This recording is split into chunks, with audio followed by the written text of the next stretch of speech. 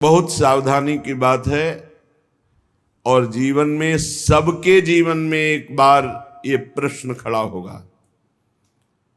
इसे सौभाग्य मत मान लेना, इसे प्रारब्ध मत मान लेना।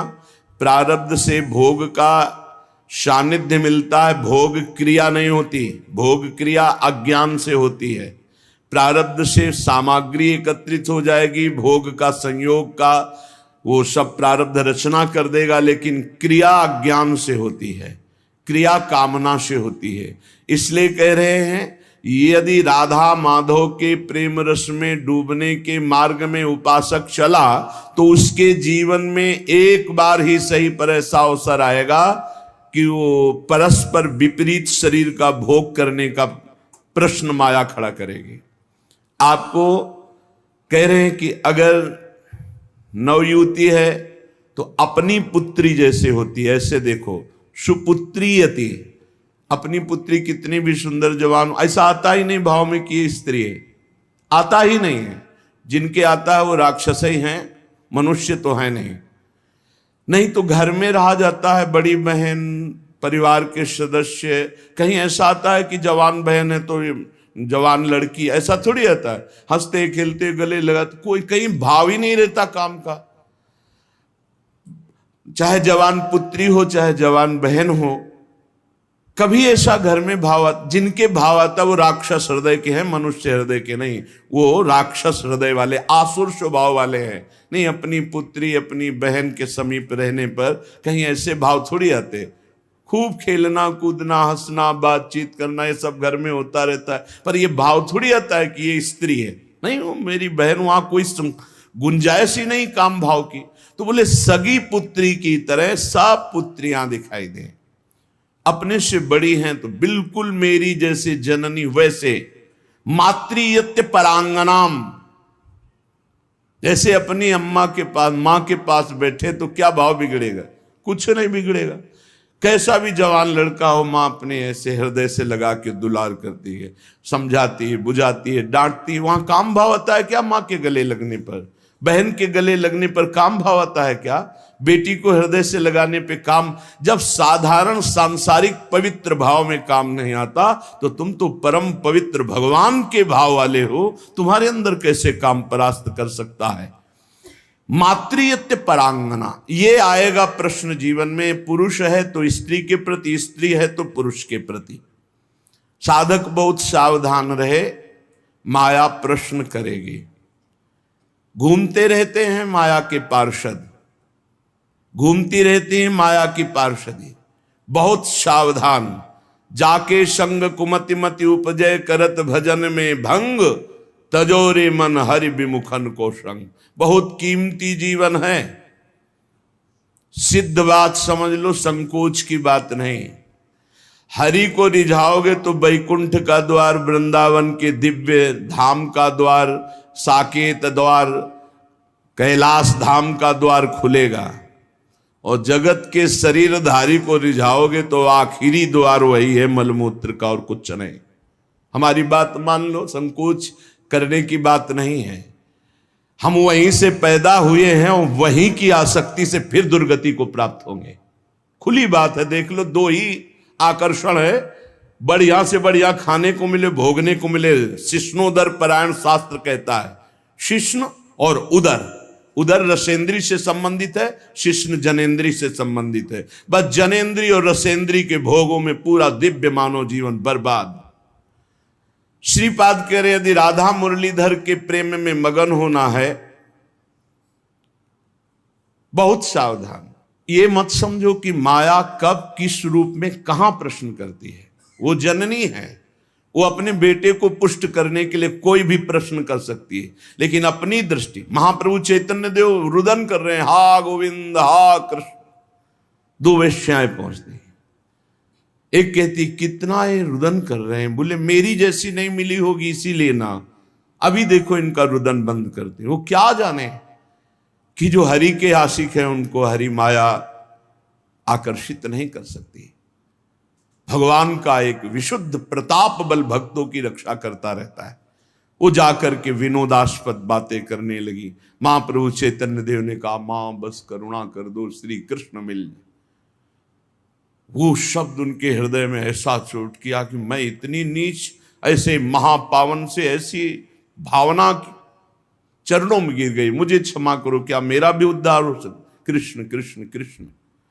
ऐसा नहीं कि किसी के जीवन में प्रश्न नहीं आता, प्रश्न आता है, पर जो ये भगवत कृपा से सावधान रहता है कि ये प्रश्न है, मुझे उत्तर देना है इसका। ऐसा नहीं कि प्रश्न के लपेटे में आकर के फिसल जाना है, प्रश्न है, उत्तर देना है, बहुत संभाल के उत्तर देना है। अपमान भी नहीं करना, क्योंकि ये वही आए हुए हैं जिनकी हम आराधना करते हैं। वो कुछ भी रूप, वो मोहिनी रूप भी तो धारण किए ना, वो कुछ भी रूप धारण कर सकते हैं। मेरे प्रीतम है तो बस उस समय प्रभु आप ही मेरी रक्षा करो, आप ही मुझे बचाओ। मातृयत्य परांगनाम, त्रुटि हो सकती है हमसे गलती हो सकती है, कभी बलवान न बने, कभी पहलवान न बने इस विषय में। दैन्य और चरण छूना, यही दो बातों से बच सकते हो। चरण छू कि हे जगत जननी, हे अंबा, कभी आपके प्रति मेरा। जिन उर्वशी जी ने बड़ों की बुद्धि को मोहित कर लिया, अर्जुन जी की बुद्धि को क्यों नहीं मोहित किया? क्योंकि जाते ही सीधे प्रणाम किया अर्जुन जी ने। जे ही उर्वशी का प्रवेश हुआ, देखा, सो पंचांग प्रणाम किया और कहा माता स्वागत है, आप पधारिए। आग लग गई, मैं किस लिए आए और तुम मुझे क्या कह रहे हो? आज के बाद कभी माता शब्द उच्चारण मत करना। उन्होंने कहा पुनः कहता हूं, कुंती माता से भी अधिक पूज्य मैं तुम्हें देखता हूं। कुछ नहीं बिगाड़ पाई उर्वशी जी, यहां तक कि साप तक दे दिया। पहली दृष्टि पड़ते ही या तो नव किशोरी जगदम्बा, लाडली जी की सहचरी, या मां, या अपना पवित्र भाव तुरंत आरोपित कीजिए। और स्त्री शरीर को लिखा है भ्राता पिता पुत्र निज जैसे, मध्यम परपति देखे कैसे। भ्राता पिता पुत्र निज जैसे, बराबर का है तो सगा भाई। क्या सगा भाई को देखकर काम जागृत होता है? क्या अपने छोटे बेटे को देखकर काम जागृत होता है? क्या पिता को देखकर काम जागृत होता है? भ्राता पिता पुत्र निज जैसे। आवश्यकता पर बात करें, नहीं एकांत सेवन करें। बलवान इंद्रिय ग्रामो विद्वानम अपि कर्षति, शास्त्र आदेश करता है। पर उपासक को ये पक्का विश्वास कर लेना चाहिए कि मेरे जीवन में ये प्रश्न आएगा, आता है, आता रहेगा। अगर इससे निकल गए आगे तो यो राधा मुरलीधरांग कमल प्रेमैक मात्रियति। बहुत सावधानी की जरूरत है। देखो कल वर्णन हुआ था, साधना में भय और प्रलोभन, ये दो चीजें भेजी जाती हैं। इनसे जो पास भी भगवान ही करवाएंगे। ये सत्संग सुनने को भगवान ही तो संयोग बना रहे हैं, ये भगवान ही तो प्रेरित करके आपको सुनवा रहे हैं। इसलिए सावधान। ये प्रश्न है, आपके पास 1 करोड़ रुपया जमा किया और आपका मन हुआ कि अरे मैं फंस गया क्या, तो 1 करोड़ यमुना जी में फेंक दो, मुक्त हो गए। लेकिन एक बार जीवन में फिसल गए तो उसकी पूर्ति नहीं होने वाली। हम कह रहे हैं अरबों रुपया एकत्रित हुआ, मन में आया सब छोड़ के भाग गए, राधा राधा राधा राधा, जो जहां वहीं छोड़ दिया, कुछ नहीं फंसे। लेकिन एक बार फिसल गए काम में तो उसकी पूर्ति कैसे होगी? वो तो नहीं होगा। वो तो चित्त पे संस्कार बन गया और आपका संयम भ्रष्ट हो गया। एक बार बालू का बांध टूट जाए तो दोबारा बांध बांधना बहुत कठिन बात है। एक बार योगी भ्रष्ट हो जाए, दोबारा योगी अपने योग पे आना भगवान के बल की बात है, दूसरी बात नहीं। जैसे बालू का बांध फूट जाए तो बांधना बड़ा कठिन है, ऐसे ये ब्रह्मचर्य, ये सतमार्ग, ये इंद्रिय निग्रह, ये बालू का बांध है, बहुत होश से। मातृयत्य परांगनाम स्थिर चरम सत्वम सुपुत्रीयति। बड़ा पवित्र भाव। और ये भाव जब अचानक संयोग हो जाए तब संयोग से बचने की पूरी वृत्ति रखे उपासक। जब तक कोई बहुत ऐसा संयोग की बात बन जाए कि बात करना ही है, तो उसके चरणों में दृष्टि रखते हुए मुख की तरफ दृष्टि रखते हुए साधक कभी बात नहीं करते, नहीं, चरणों पर ऐसे दृष्टि रखते जी, प्रत्युत्तर कम शब्दों में और बस भाग ले। अपने को सूरवीर मत समझे। ये भगवान की प्रचंड मोहिनी माया का आकर्षण हमारे चित्त में बलात् हमारी निष्ठा को परिवर्तित कर देगा यदि हम अधिक समय साथ रहें, अधिक समय बात करें, अधिक समय हंसी मजाक करें तो हम फिसल जाएंगे। ये खाइयां हैं जिनसे हम भगवान को नहीं प्राप्त कर पाते और इनमें हम फिसल जाते हैं। बहुत ही सावधानी की जरूरत है।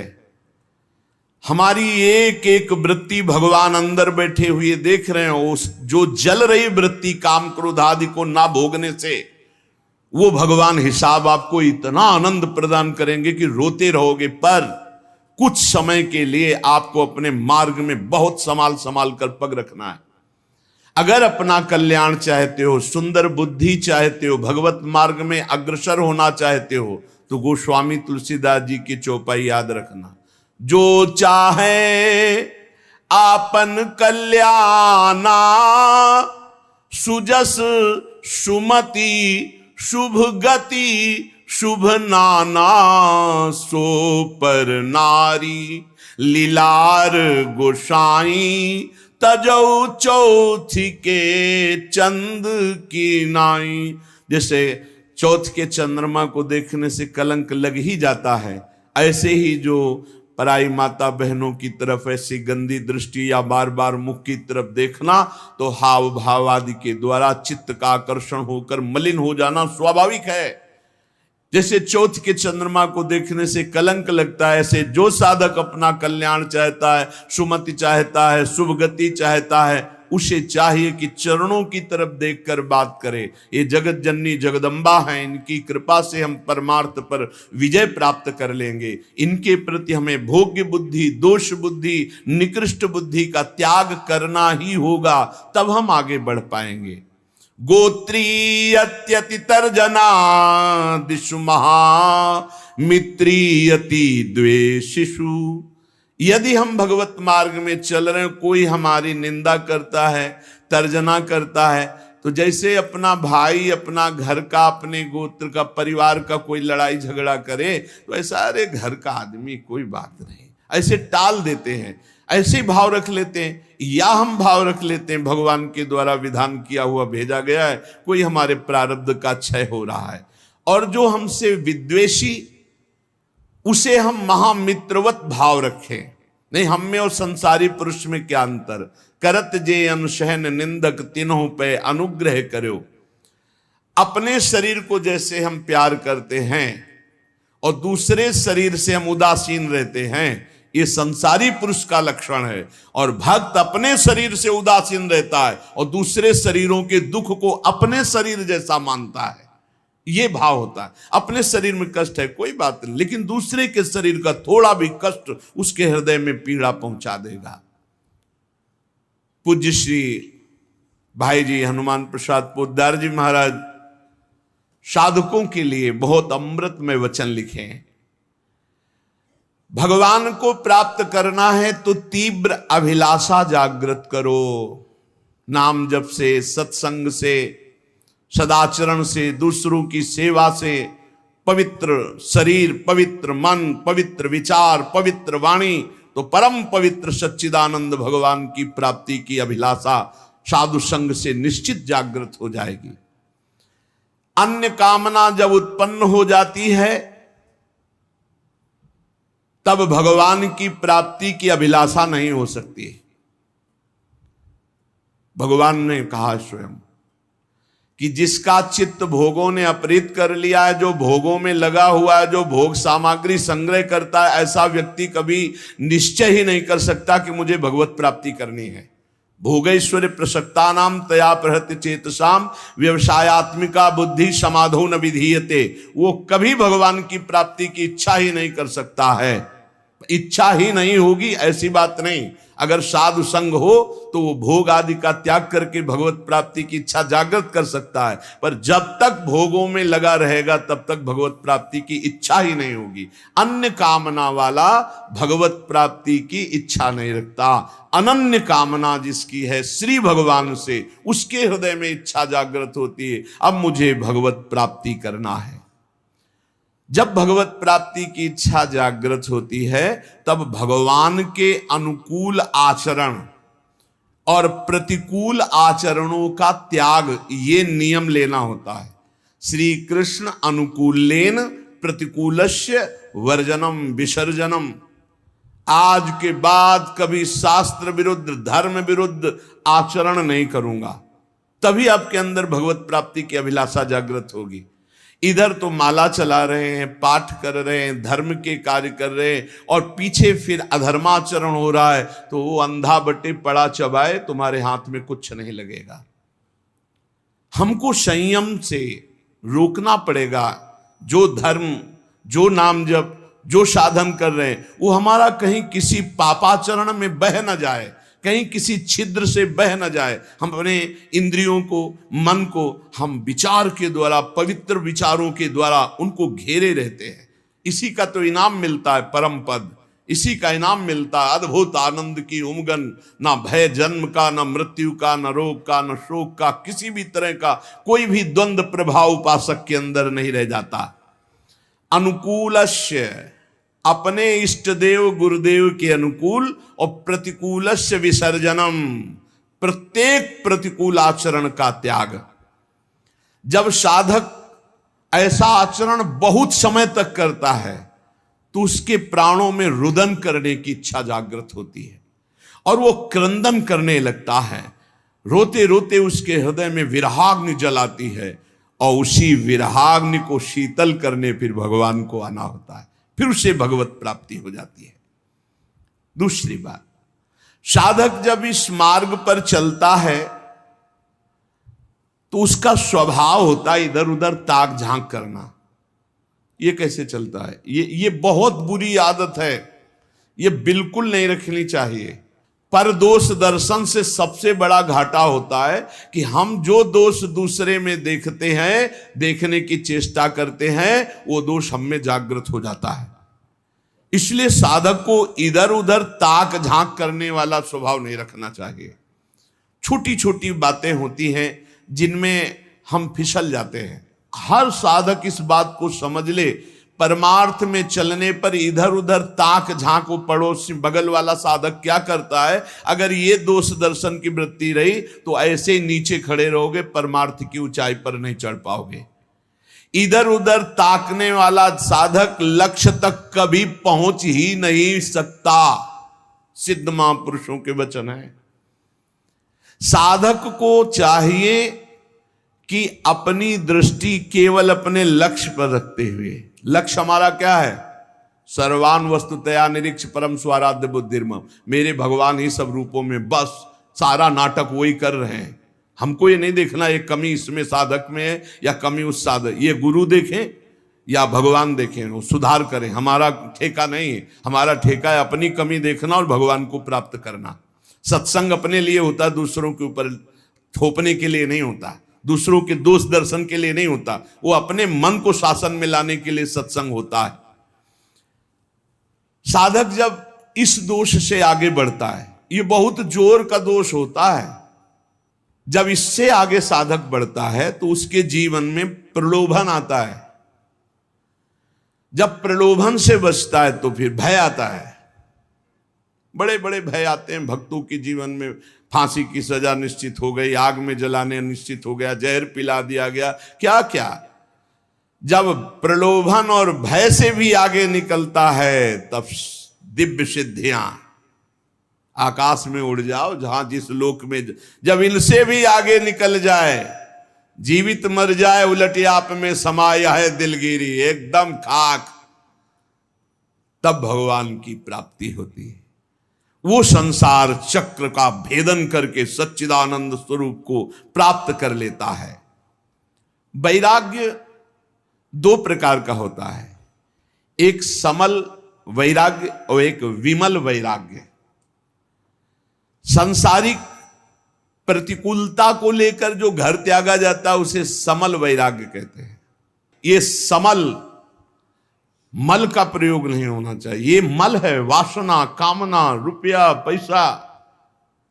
हाँ, हमारा भरण पोषण ईश्वर